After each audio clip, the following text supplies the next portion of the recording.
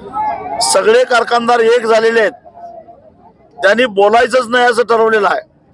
त्यांना वाटतं की शेतकरी किती दिवस टिकतात बघू. सरकार त्यांना सामील आहे, राज्यातला विरोधी पक्ष त्यांना सामील आहे आणि आम्हाला एकाकी पाडण्याचा प्रयत्न केलेला आहे.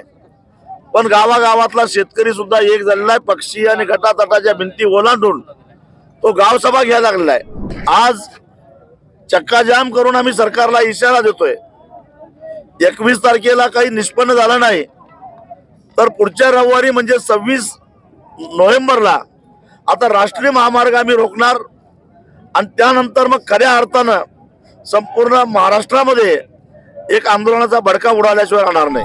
कशा प्रकारे कोंडी फोडणार? कारण आपण पाहतो की हंगाम आता 17 दिवसांना पुढे गेलेला आहे. सगळे कारखानदार एक झालेले आहेत. त्यांनी बोलायचंच नाही असं ठरवलेलं आहे. त्यांना वाटतं की शेतकरी किती दिवस टिकतात बघू. सरकार त्यांना सामील आहे, राज्यातला विरोधी पक्ष त्यांना सामील आहे आणि आम्हाला एकाकी पाडण्याचा प्रयत्न केलेला आहे. पण गावागावातला शेतकरी सुद्धा एक झालेला आहे. पक्षी आणि गटातटाच्या भिंती ओलांडून तो गावसभा घ्यायला लागलेला आहे. कालच राधानगरी तालुक्यातल्या कपिलेश्वर या गावामध्ये एक बोर्ड लावलाय, कारण त्या भागात एका कारखान्याची निवडणूक लागलेली आहे. या गावामध्ये मत मागायला यायचं असेल तर गेल्या वर्षी तुटलेल्या उसाला आम्ही 400 रुपये द्यायला तयार आहोत आणि या वर्षी तुटणाऱ्या तयार आहोत. असं कुठल्याही राजकीय नेत्याला आम्ही गावात येऊन देणार नाही. अशा प्रकारे आता गावांनीच आंदोलन हातात घेतलेले आहेत. त्यामुळे किती जरी त्यांनी स्वाभिमानीला एकाकी पाडण्याचा प्रयत्न केला असला तरी सुद्धा ऊस उत्पादक शेतकरी गंभीरपणानं स्वाभिमानीच्या मागे आहे. पदयात्रेचा टप्पा संपलेला आहे, दुसरा टप्पा चालू झालेला आहे. पुढचं कसं आंदोलन असेल? आज चक्काजाम करून आम्ही सरकारला इशारा देतोय, 21 तारखेला काही निष्पन्न झालं नाही तर पुढच्या रविवारी म्हणजे 26 नोव्हेंबरला आता राष्ट्रीय महामार्ग आम्ही रोखणार आणि त्यानंतर मग खऱ्या अर्थानं संपूर्ण महाराष्ट्रामध्ये एक आंदोलनाचा भडका उडाल्याशिवाय राहणार नाही. साहेब बघा, जेवढे दिवस पुढे हंगाम जाईल कारखान्याची रिकव्हरी वाढेल, पण शेतकऱ्यांचं वजन कमी होत जाईल, पैसे कमी मिळतील, ती भीती नाही का आपल्याला? गेल्या आठवड्यामध्ये जो पाऊस झाला त्या पावसामुळे उसाला पोषकाचं वातावरण तयार झालं.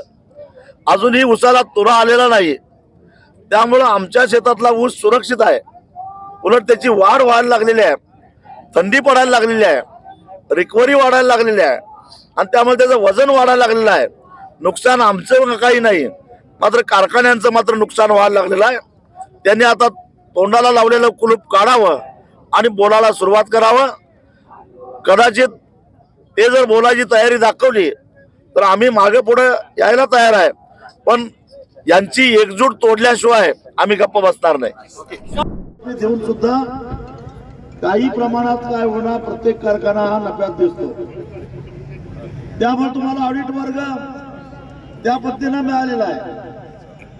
पण जी 70% साखर शिल्लक होती, ज्याची किंमत तुम्ही हिशेबात धरलेली होती, त्याच्यापेक्षा जर का क्विंटलला 500 आणि 600 रुपये जादा मिळाले असतील तर त्या पैशाचा बाप कोण, हा आमचा पहिला प्रश्न आहे.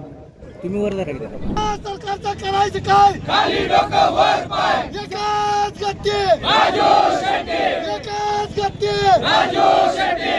स्वाभिमानी शेतकरी संघटनेचा एकांचा म्हणतोय देत नाही, घेतल्याशिवाय राहत नाही. 400 रुपये आमच्या हक्काचं नाही, कुणाच्या बापाचं. आंदोलनाला संपवण्याचे कारण त्या ठिकाणी करत आहे. दोन बोलीमध्ये या ठिकाणी साईडला कूटनीती आखून आंदोलनाला न कळवून आंदोलन कायमचं चळवळ संपवण्याच्या उद्दिष्टानं साखर कारखानदार, सरकार विरोधी त्या ठिकाणी शेतकऱ्यांच्या पदरात न्याय त्या ठिकाणी दिल्याशिवाय स्वस्त बसणार नाही. स्वाभिमानी शेतकरी संघटनेचा 400 रुपये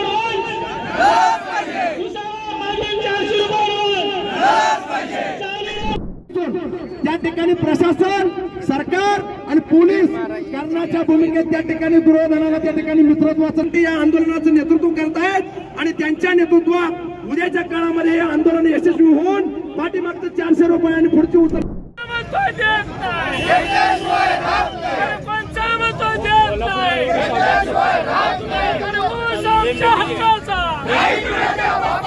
अरे ऊस आमच्या हक्काचा.